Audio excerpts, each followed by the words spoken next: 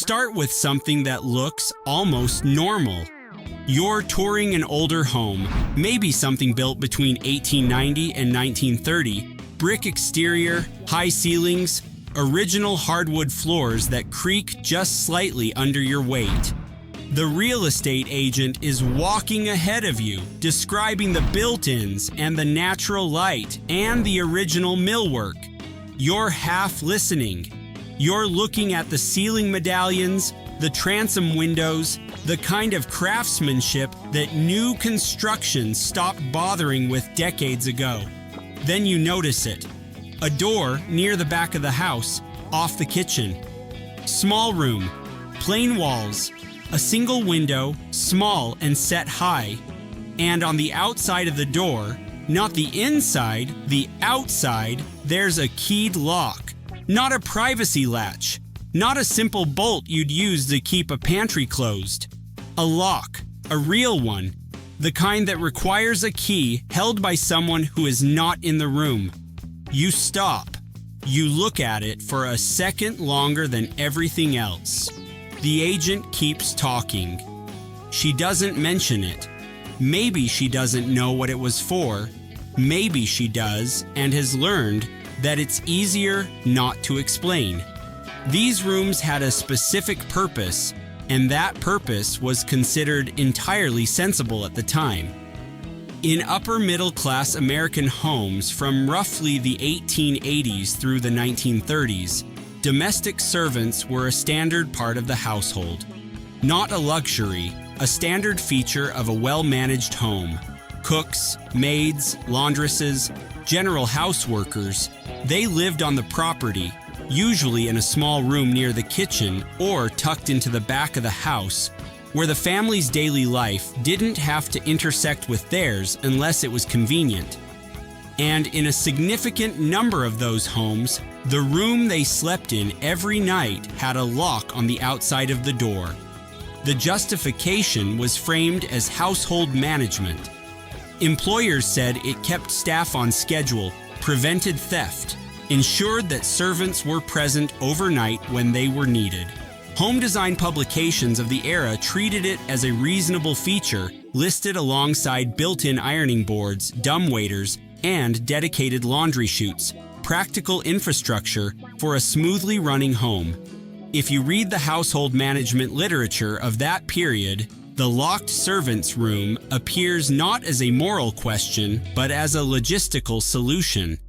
It was considered a mark of an organized, well-run household.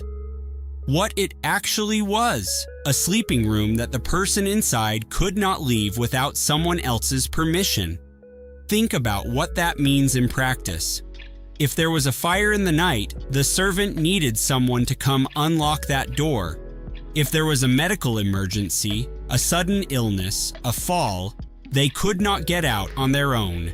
They were locked inside a room in a house they did not own, in a space they did not choose, by people who employed them and called the whole arrangement sensible. The word security appeared in the literature. Security for the household. The question of what it meant for the person behind the door was not a question anyone was asking in print.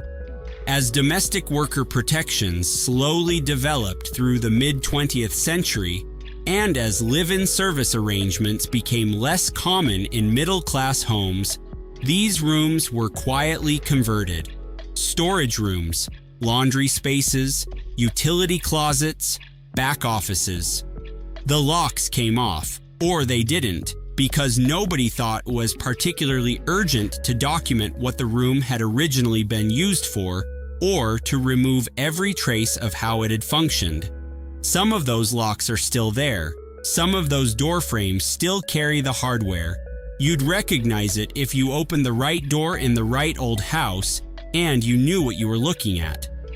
The employer called it security. The employee had a different word for it, and that word was not written down in any household management guide. That version of the room, the servants' quarters with the outside lock, was, in the context of its era, the polite version, the socially legible version, the one that people were at least willing to describe in writing, to include in architectural recommendations, to treat as a feature rather than something to be ashamed of. It existed in the open, documented in the domestic literature of the time, normalized by the class structures that made live-in domestic labor standard. Other rooms in American homes were built for family members, and the reasoning behind those rooms is harder to sit with because the people placed inside them were not employees. They were children, aging parents, sick relatives, people the family loved or believed they were caring for, or simply did not know what else to do with. The lock on the outside of the door was explained differently in each case, but the lock was always there. If you had a child in the early 20th century and you read the parenting literature of the time, you would have encountered a consistent and confident message. Children need structure, routine, and enforced rest. The nervous system of a child was considered fragile and excitable. The solution was a room, a specific room designed for the purpose, where a child could be placed and left to rest without the ability to get up, wander, or disrupt the household. These were sometimes called quiet rooms, sometimes rest rooms. They were recommended in child-rearing manuals, discussed in women's magazines, and in some cases built into homes as a deliberate architectural feature. The room was decorated like any child's room. Small bed, perhaps a window, simple furniture. The lock was on the outside. The reasoning was that a child who could simply open the door would not rest. The door that could not be opened removed that option. This was considered not cruel but efficient. Progressive even. Scientific parenting. You are giving the child's nervous system what it needs, the literature explained, even if the child does not cooperate. The psychological literature that supported this approach did not survive the century. By mid-century, child development researchers had begun to understand that enforced isolation caused harm rather than healing. The confident advice of earlier decades was quietly retired, but the rooms those decades produced were not retired. They stayed. Some of them, if you're renovating an older home right now, are still there. The decor has changed. The door frame sometimes still shows the hardware marks. The room looked cheerful. The lock did not. If you find those traces unsettling, consider that the same era produced another version of this feature for a different part of the family, not the children, the aging relatives. Before assisted living facilities were common and accessible, before there were widespread residential care options for people with dementia or serious mobility limitations, families managed these situations at home.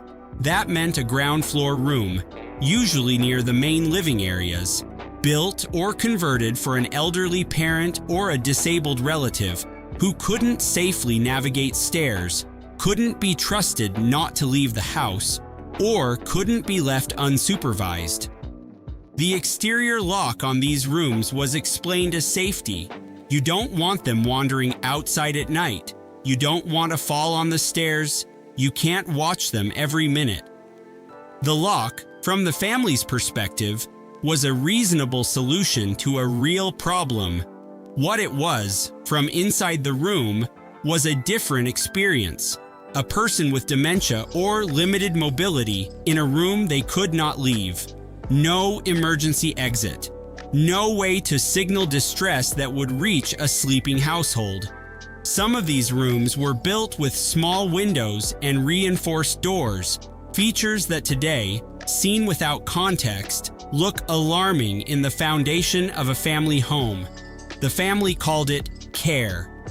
The building code had no opinion. These rooms, servant quarters, children's isolation rooms, invalid chambers, were the socially acknowledged category, the uses that families would at least have been willing to explain if someone asked.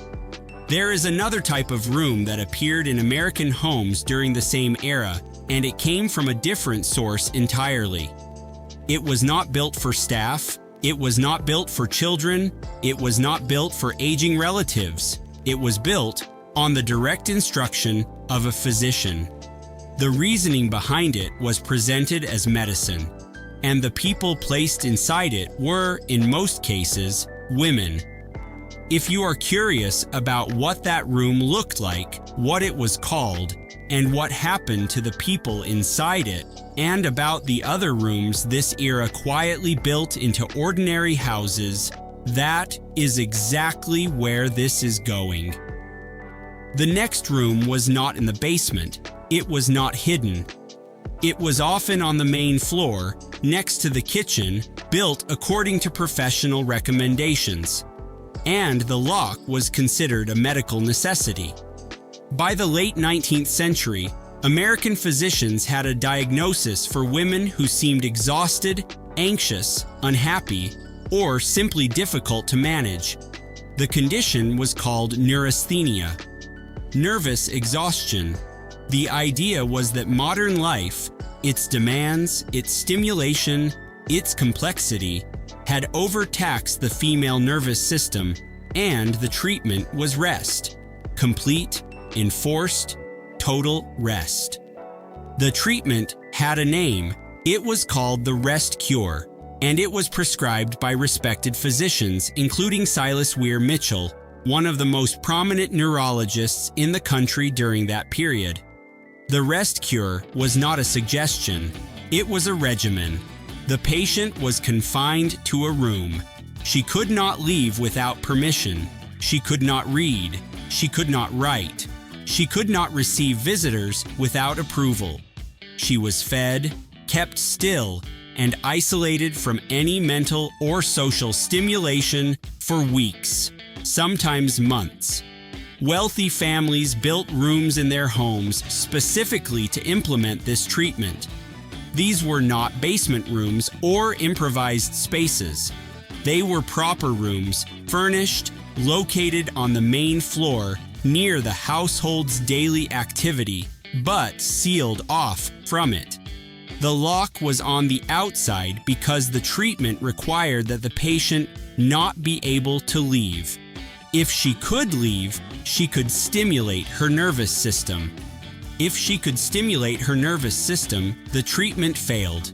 The lock was, in the physician's framework, a medical tool. If you have read Charlotte Perkins Gilman's short story, The Yellow Wallpaper, you already have a first-hand account of what this experience felt like from the inside. Gilman underwent the rest cure herself and was told by her physician not to write, not to work, and to confine herself to domestic life. She wrote the story anyway. It was published in 1892. The narrator in that story is a woman confined to a room in a rented house, increasingly unraveling, staring at the wallpaper because there is nothing else she is permitted to do. The rest cure fell out of favor as psychiatry and neurology developed through the early 20th century. The diagnosis of neurasthenia largely dissolved. The treatment was eventually recognized as harmful. The isolation it imposed made patients worse, not better. But the rooms built to implement it did not disappear with the diagnosis. They stayed. Ordinary rooms in ordinary houses with nothing left to explain what they were for except, sometimes, a lock on the wrong side of the door. The doctor left.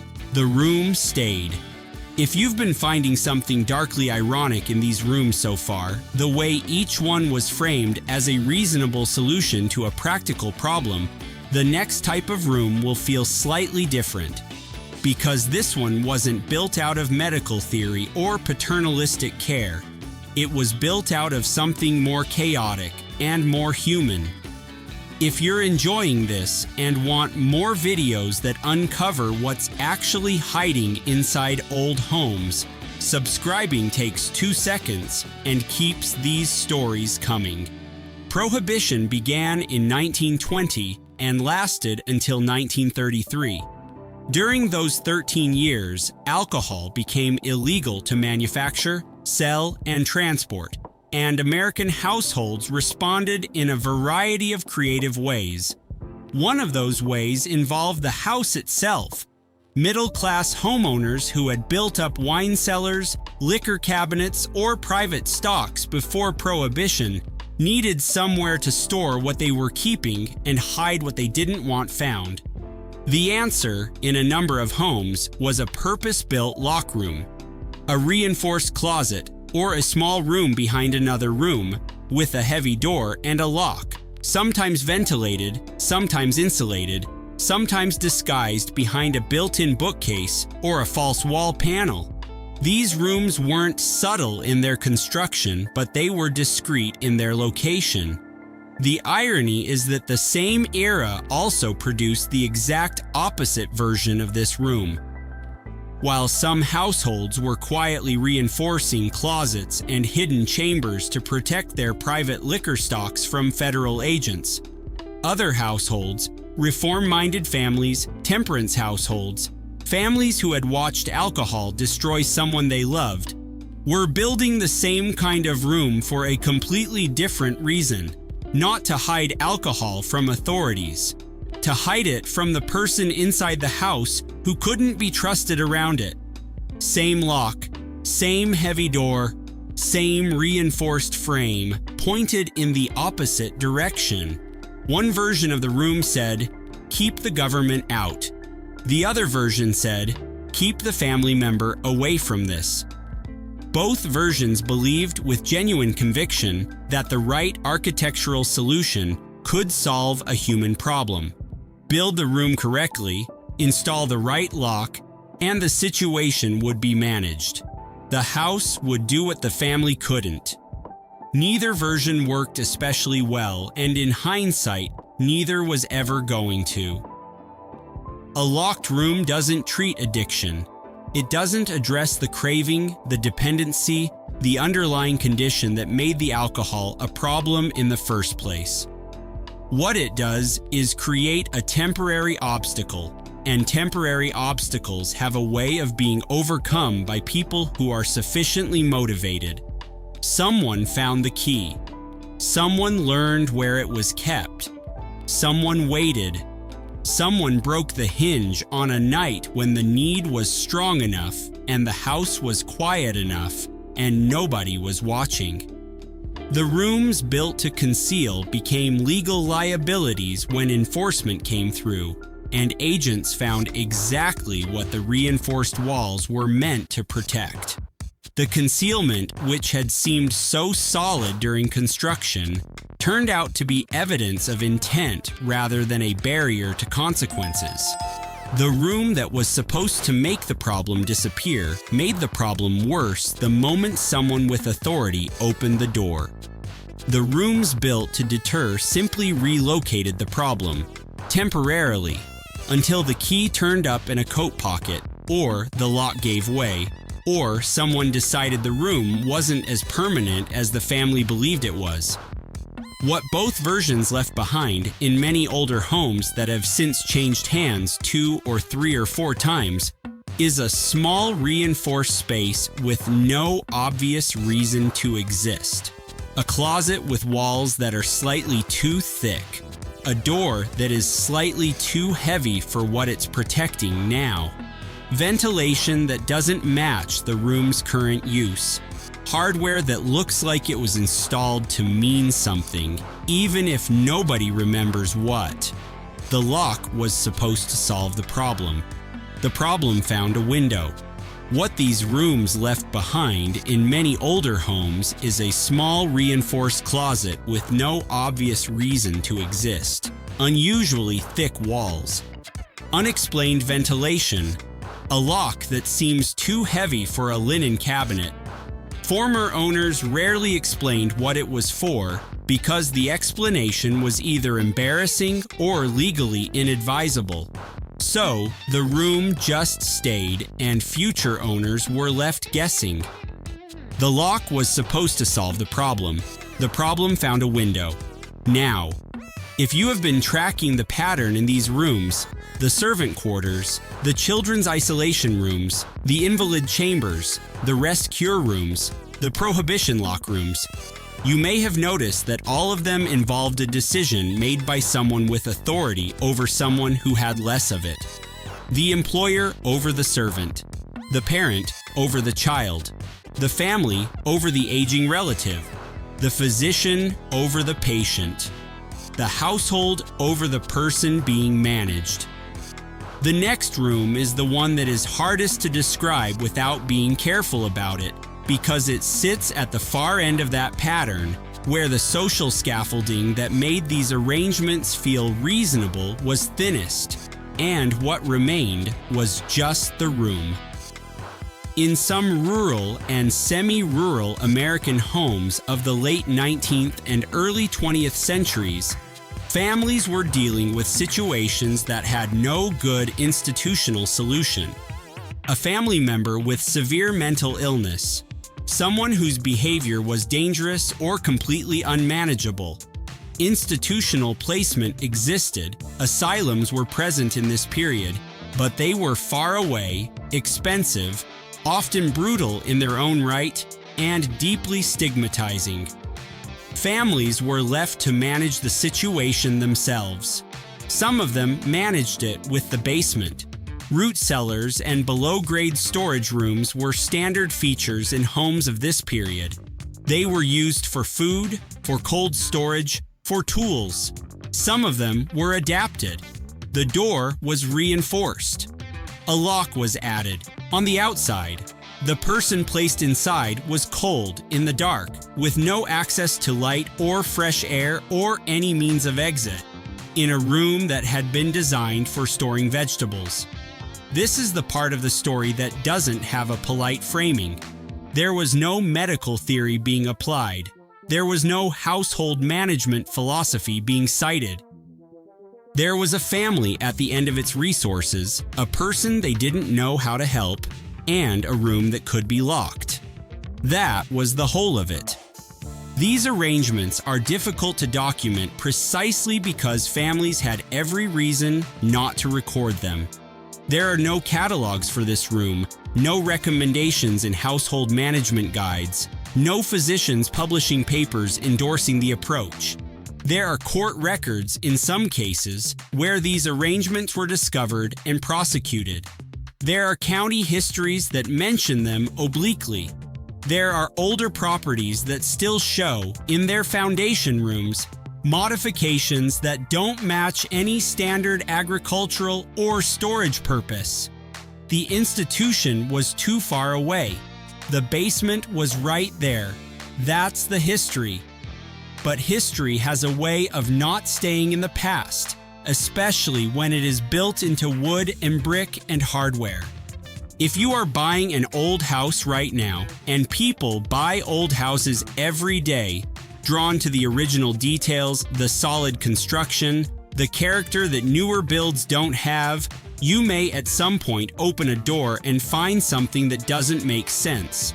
A latch on the wrong side, a frame that is heavier than the room requires, a small window set at adult eye level in what is now being used as a playroom, hardware that doesn't match the rest of the door, a bolt that slides from the outside.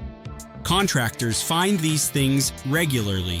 They show up in renovation forms, in real estate photographs, in home inspection reports that flag the hardware without explaining it. Some buyers remove it immediately, which is understandable. Some buyers leave it, unsure what to do with it, not ready to make a decision about something they don't fully understand. Some buyers try to research the property's history and find nothing because the people who knew what the room was for are long gone. The hardware itself is the only record. A sliding bolt, a keyed lock set backward in the frame, a reinforced hinge on a room that has no obvious reason to need reinforcing. These are not decorative choices.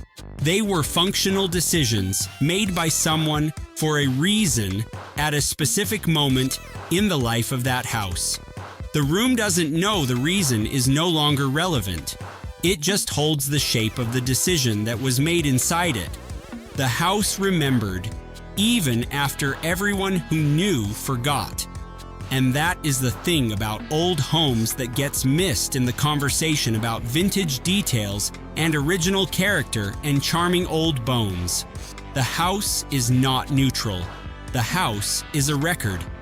Every feature in it, the beautiful and the ugly, the clever and the disastrous, the aspirational and the quietly terrible, was installed by someone who thought it was a reasonable thing to do at the time. The building code was not an obstacle to them. The safety standards were not something they were working around. They were building what their era told them was correct. The locks on the outside of these doors were not installed by people who thought of themselves as doing something wrong. They were installed by contractors following requests, by builders following convention, by families following the advice of physicians and household guides and cultural norms that have since been replaced by different norms, which will themselves be replaced in time. Every house is a record of what the people who built it believed. Some of those beliefs held up. Some of them are now sitting quietly inside walls and floors and door frames, waiting for the next renovation to turn them up. If you buy an old house and find a door with a lock on the wrong side, now you know what you're looking at. You know the categories. You know the logic. You know why the room was built, who might have been placed inside it, and why the person who installed the lock thought they were doing something reasonable. If you want to keep going deeper into the things old houses are still hiding, subscribe, because this is just the beginning of what's built into these walls. That knowledge doesn't make the room less strange. It makes it stranger, actually, because the room didn't age into something disturbing. It was built that way. The people who built it just didn't see it. The room wasn't the problem. The problem was that nobody thought the room was a problem. And if that thought is going to stay with you, if you're going to think differently the next time you walk through an old house and find a door that doesn't quite make sense, then share this with someone who should probably know what they're looking at too.